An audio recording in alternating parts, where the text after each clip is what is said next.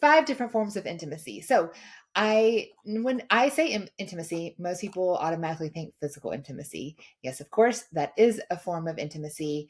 But what people don't know is there are actually five different forms. We have mental, emotional, spiritual, social, and physical. And here's what I like to say to my young friends that I'm mentoring. If you just have the if you have the P without the rest, you're left with a mess. See what I did there? MESSP. If you just have physical without the rest, you are left with a mess because we are so much more than just our bodies. Can I get an amen? So our world teaches, that physical intimacy, whatever, like that's all there is to it. But of course, we know we are so much more than that. All right, we're going to start with mental. So this is kind of a lot of times this is shared with a friend and of course with a romantic partner as well.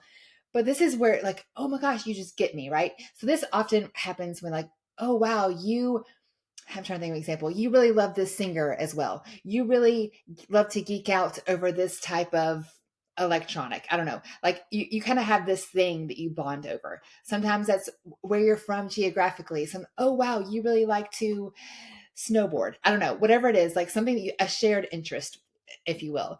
And you kind of have this spark of like, no way, they get that too. So then we have emotional.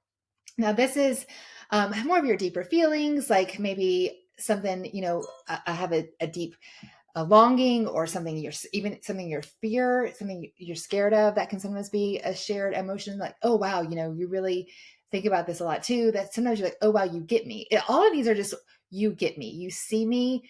This is uncovered, taking the mask off, and there's all these different layers of that, right?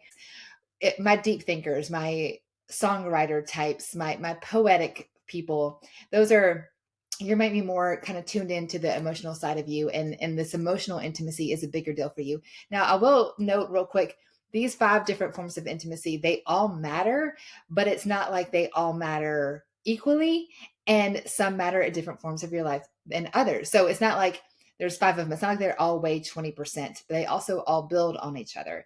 So you've heard it said that, sometimes look across the room, they just were so beautiful and I was attracted to them. Okay, you had a lot of physical intimacy, that physical attraction that was there. But then, if you meet someone, they're attractive, but you get to know them and they're a total dud, you're not going to be attracted anymore. And that goes the other way too. You meet someone like, yeah, they're decently attractive, right? But then, oh wow, we really bond over this thing that we're really passionate about. We really bond over our spiritual life and all of these other forms of intimacy that we're going to talk about. Guess what? They get more and more attractive. So this is why it's important to understand there are five different forms of intimacy. It's not just physical. Our world is so superficial. We think, oh, just because they're hot, then we're going to have a happy life together. I mean, beauty is fleeting, right? As the Bible says, but it's important. I'm not going to be a Christian that's going to say that it doesn't matter, because it does. I think that it starts with attraction, but it doesn't end there. And it certainly can grow based on these other forms of intimacy as well. Your spiritual intimacy is so important. And as I've been married for 19 years, I can tell you there are going to be, as our marriage vows imply, rich and poor, sickness and health, better and worse, and all of those things that you will walk through in life. And every couple I have found that has stood the test of time, they are relying on Christian principles, whether they know it or not. And what that often means is when things get hard, you have to look to the cross for an example of how to love. You have to look to the cross for an example of how to forgive. We are all flawed humans and we're going to disappoint our partner. I wish I never did. I'm sure my husband wishes he never did, but that's human nature. And when we let someone down, we need an example of how to love when we don't quote feel it, right? Our world says, oh, just chase your feelings and chase your heart. Okay, that's adorable. But what's the root of the matter? What's sustaining us?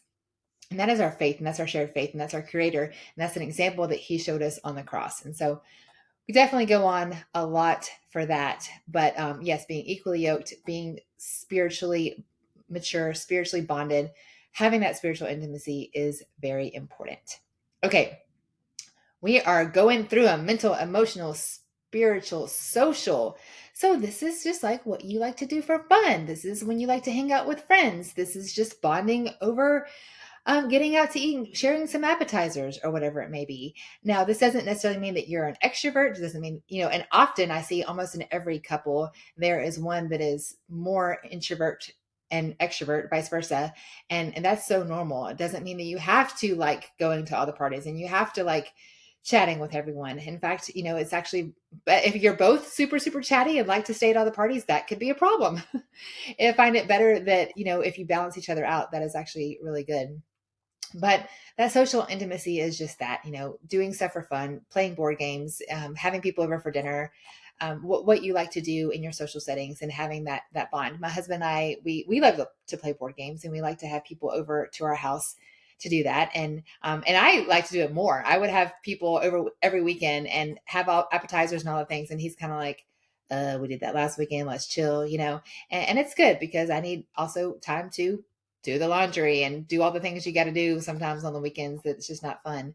So that is just another idea of your social intimacy. Um, and we'll go ahead and go to physical, but I'm going to unpack this a little bit more as well. Physical intimacy, as we said, this is where our mind usually goes when we think of intimacy. And it's not just sex, of course. There are other different forms, even just a hug or a hand touch. Any type of physical touch is that intimacy. And what I was going to say, the intimacy and the attraction also kind of hand in hand, if you will, because when we talked about at the beginning, you have that physical attraction from across the room, and these things build on each other, and these things support each other. So the intimacy, the physical attraction, and the social attraction versus intimacy, they're kind of like two sides of the same coin, if you will. How important is physical attraction? I think that this is a relative. So, you mentioned that you heard someone say that it is very important.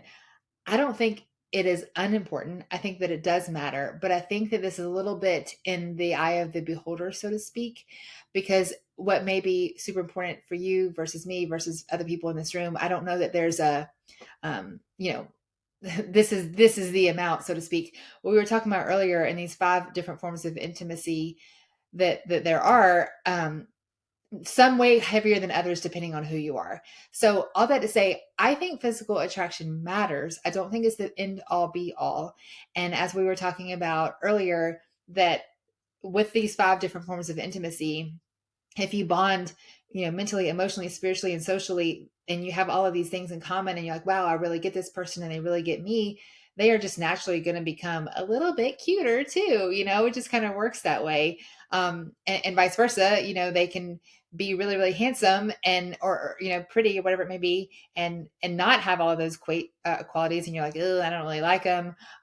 So all of these things build on each other, but also kind of complement each other.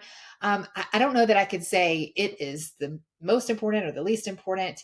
I would say maybe give someone a shot, even if you're not initially like, whoa, like they're really, beautiful or whatever.